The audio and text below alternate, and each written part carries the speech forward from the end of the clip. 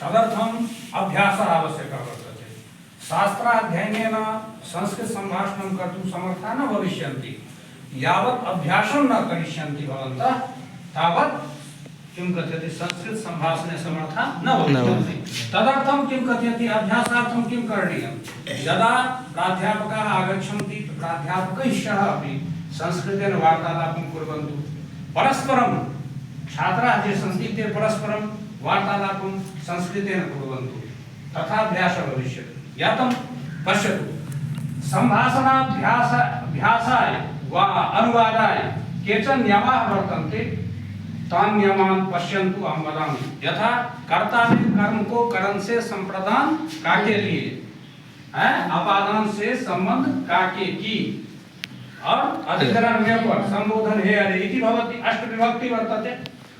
यथा अष्ट विभक्ति मध्ये केचन श्लोकाः अपि वर्तन्ते। यथा रामो राजमणिः सदा विधीयते रामं रमेशं भजे रामेण हितानिशाचरचमो रामाय तस्मै नमः। रामान्नास्ति परायणं परतरं रामस्य दासोऽस्म्यहं।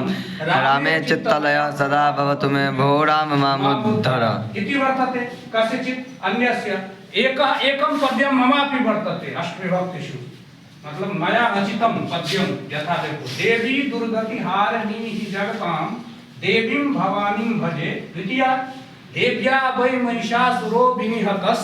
तृतीया तस्यै च देव्यै नमः। चतुर्थी देव्या एव समुत्थितं जगदिदं। पंचमी देव्या सुपुत्रा वयं। षष्ठी देव्यां चित्तलयः सदा भवतु मे हे देवी गोपाय माम् इति संबोधनं वर्तते। इति मम पद्यं वर्तते मया विरचितम् अष्टविभक्तिषु। तत्र अष्टानां विभक्तीनां प्रयोगः कथं करणीयः सामान्य नियमः वर्तते अनुवादस्य। यथा अहं किं कथयति इतोपि सामान्य नियमः कः वर्तते। यथा पुरुषः भवति उत्तमपुरुषः मध्यमपुरुषः अन्यपुरुषः भवति वचनम् एकवचनं द्विवचनं बहुवचनं। तो यह अहम् उक्तवान् आसम् यत् द्विवचनस्य प्रयोगं यदि भवान् कर्तुं न शक्नोति न इच्छति कर्तुं यत् अहं द्विवचनस्य प्रयोगं न करिष्यामि इति यदि इच्छा वर्तते तदपि कार्यं चलिष्यति। कथं कार्यं चलिष्यति पश्यतु। अहं गच्छामि या एकः छात्रः गच्छति द्वौ छात्रौ गच्छतः इति द्विवचने प्रयोगः भविष्यति। यदि अहं करिष्यामि छात्रद्वयं गच्छति तर्हि एकवचने एव प्रयोगः भविष्यति। किं भविष्यति? छात्रद्वयं गच्छति। तत्र छात्रौ गच्छत इति प्रयोगः न भविष्यति। छात्रद्वयं गच्छति। एवमेव यदि किं कथयति भूतकालस्य प्रयोगः भवति। भूतकालस्य प्रयोगः भवति यथा अगच्छत् अगच्छताम् अगच्छम् अगच्छ अगच्छतम् अगच्छत् अगच्छम् अगच्छाव अगच्छ अगच्छम्। तो तत्र किं कथयति अक्तवतु प्रत्ययेनापि कार्यं प्रचलिष्यति। यथा अहं गतवान् सः गतवान् सा गतवती भवति। लटस्म इति अस्म प्रयोगे अपि भवति।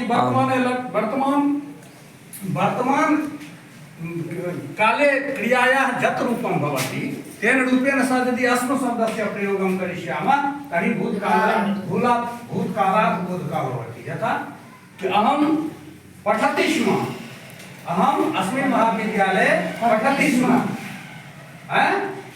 अधुना अहम् अस्मिन् महाविद्यालये प्राध्यापकः अस्मि। कदाचित् अहम् अस्मिन् महाविद्यालये पठामि स्म। कदाचित् अहम् अस्मिन् महाविद्यालये पठामि स्म। अधुना प्राध्यापकः अस्मि। सः पठति स्म अधुना प्राध्यापकः अस्ति। तो एवं प्रयोगः वर्तमानकाले यदा अस्म शब्दस्य प्रयोगं कुर्मः तर्हि भूतकालः भवति। ज्ञातम् इत्यपि वर्तते। तर्हि पश्यतु अहं यत् वर्तते उत्तमपुरुषस्य प्रयोगः कदा भवति? अस्मत् शब्देन सह भविष्यति उत्तमपुरुषस्य प्रयोगः। उत्तमपुरुषस्य प्रयोगः सर्वदा अस्मत् शब्देन सह एव भविष्यति। अस्मत् शब्दं जानाति? अहम् आवां वयम्। अहम् आवां वयं यत् वर्तते तेन सहैव उत्तमपुरुषस्य प्रयोगः भवति। मध्यमपुरुषः वर्तते यथा पठसि पठथ पठथ। मध्यमपुरुषस्य प्रयोगः यदा भविष्यति तदा केन सह भविष्यति? युष्मत् शब्देन सह। त्वं युवां यूयम्। अन्ये ये शब्दाः सन्ति प्रथमे तैः शब्दैः सह केवलम् अन्यपुरुषस्य प्रयोगः भविष्यति न? यथा सः पठति भवान् पठति रामः पठति कृष्णः पठति है ना? एवम् अस्ति। पश्यतु इतोपि किमस्ति कर्तृवाच्यं कर्मवाच्यं भवति न भाववाच्य तो कर्तृवाच्यं किं भवति तो यस्मिन् वाक्ये कर्ता प्रधानः भवति उक्ते कर्तरि प्रथमा उक्ते कर्मणि प्रथमा उक्ते कर्मणि प्रथमा कर्म यदा उक्त भवति कर्म यदा उक्तं भवति उक्तम् इत्युक्ते कर्म प्रधानः यानी कर्मवाच्य कर्मवाच्ये किं भवति तो कर्म प्रधानः भवति कर्मवाच्यं कर्म प्रधानः तत्र यः प्रधानः भवति तत्र प्रथमा विभक्ति भवति यथा कर्तृवाच्ये किं भवति कर्ता कर्तरि प्रथमा भवति यथा रामः गच्छति रामः गृहं गच्छति यदि कर्मवाच्ये गृहं भविष्यति तर्हि किं भविष्यति रामेण गृहं गम्यते रामेण गृहं गम्यते अहं त्वां पश्यामि एतस्य कथं भविष्यति अहम् इत्यस्य मया भविष्यति त्वाम् इत्यस्य त्वं त्वम् इत्यनुसारं क्रिया प्रचलिष्यति तो किं भविष्यति अहं त्वं मया त्वं किं भविष्यति दृश्यसे हाँ मया त्वं दृश्यसे मया त्वं दृश्यसे तुम मुझको देखते हो कर्तृवाच्य किं भविष्यति त्वं मां पश्यसि कर्मवाच्ये किं भविष्यति त्वया अहं दृश्ये अहम अनुसार कर्म भविष्यति सः अहम तम पश्यामि मैं उसको देखता हूँ कर्मवाच्य किं भविष्यति मया मया सः दृश्यते भविष्यति कर्मानुसार भवति कर्मानुसारं तो एवं नियमः वर्तते अब यथा अहं या रामः रावणं हतवान् रामः रावणं हतवान् अत्र किं कथयति रामः कर्ता वर्तते क्रिया संपादकः कर्ता भवति रावणं हतवान् कं हतवान् रावणं हतवान् रावणं कर्म वर्तते हतवान् क्रिया अस्ति न तो रामः रावणं कथं हतवान् केन प्रकारेण हतवान् तो रामः या रावणं बाणेन हतवान् अत्र बाणेन इत्यत्र तृतीया विभक्ति कर्मकारक यातम् अहं लिखामि अहं कथं लिखामि लेखन्या लिखामि अहं लेखं लिखामि अहं लेखं कथं लिखामि लेखन्या लिखामि लेखनी मध्ये तृतीया तो रामः बाणेन रावणं हतवान् रामः बाणेन रावणं किमर्थं हतवान् किमर्थम् इत्युक्ते क्यों मारा किमर्थम् इत्युक्ते क्यों मारा तो रामः रावणं सीतायै हतवान् राम रावण को सीता के लिए मारे हाँ तो राम तो दशरथस्य पुत्रः रामः शेषे षष्ठी दशरथस्य पुत्रः रामः बाणेन सीतायै रावणं हतवान् अत्र दशरथस्य पुत्रः षष्ठी तो दशरथस्य पुत्रः श्रीरामः बाणेन रावणं सीतायै हतवान् चतुर्थी विभक्ते प्रयोगः हुआ अनन्तरं पश्यतु दशरथस्य पुत्रः श्रीरामः वनात् गत्वा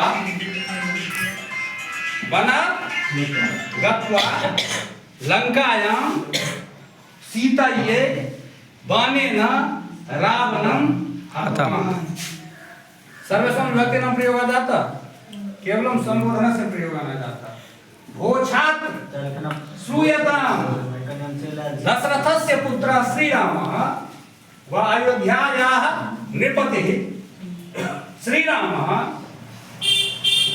वनात् गत्वा सीतायै लङ्कायां रावणं हतवान् सर्वेषां प्रयोगः समझाता वो छात्र संबोधनम दशरथस्य पुत्रः षष्ठे रामः प्रथमः बाणेन तृतीया सीतायै चतुर्थे वनात् गत्वा पंचमे लङ्कायां षष्ठे रावणं द्वितीया हतवान् अभवत् एवं तु सामान्य नियमः वर्तते तत्रापि केचन विशेष नियमाः सन्ति तेषां कृते कारक प्रकरणं पठनीयं यथा दानार्थे चतुर्थी भवति आम् या तादर्थे चतुर्थी भवति अहं पठामि भवान् किमर्थं पठति अहं नियुक्त्यै पठामि अहं नियुक्त्यर्थं पठामि मैं नौकरी के लिए पढ़ता हूँ भवान् किमर्थं पठति नियुक्त्यर्थे नियुक्त्यै पठामि नियुक्त्यर्थं पठामि तो यहाँ पर मैं क्यों तादर्थीय चतुर्थी हो गया क्या हो गया तादर्थीय चतुर्थी अहं भोजनं पचामि त्वं मम कृते भोजनं पचसि त्वं मम कृते भोजनं पचसि माने तुम मेरे लिए भोजन बना रहे हो तो तुमको कोई कहेगा कि किम करोति तो हम भोजनं पचामि किमर्थं भोजनं पचति तो गुरुवे भोजनं पचसि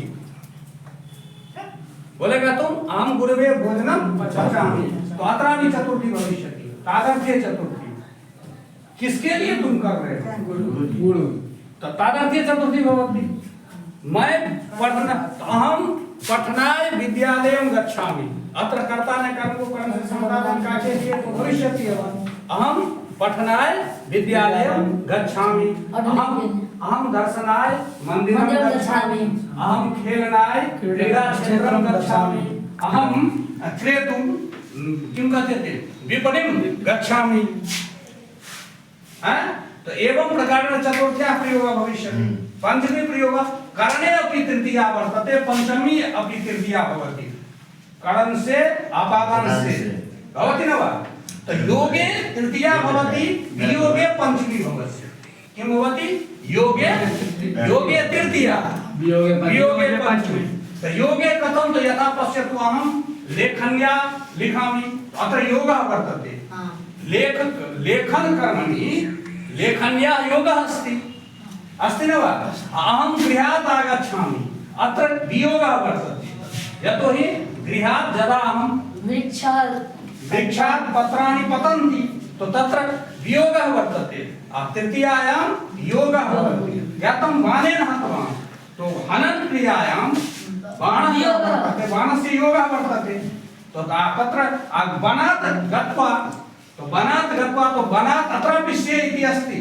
परञ्च तत्र किं कथ्यते वियोगः वर्तते अस्ति न वा तो से इत्यस्यापि प्रयोगः कथं भवति ज्ञातवान् तत्पुरुष षष्ठी संबंधे षष्ठी भवति यथा दशरथस्य पुत्रः रामस्य पुत्रः लवः सीतायाः पतिः गौर्याः पतिः शङ्करः अयोध्यायाः नृपतिः नरपतिः ज्ञातम् अत्र षष्ठी भवति एवं प्रकारेण अनुवादस्य वर्तते सामान्य नियमः अनुवाद नियमः अपि आवश्यकः लेकिन ततः अपि संभाषणाभ्यासः आवश्यकः संभाषणाभ्यासनाय किं करणीयं तत्र साचर मध्ये अस्ति केचन व्यवहारिकानां केषाञ्चन व्यवहारिकानां शब्दानां तत्र वर्तते कोशः यथा किं कथ्यते मसाला इत्यस्य संस्कृते किं भवति ओदनम् इत्यस्य किं भवति द्विदलम् इत्यस्य किं भवति व्यञ्जनम्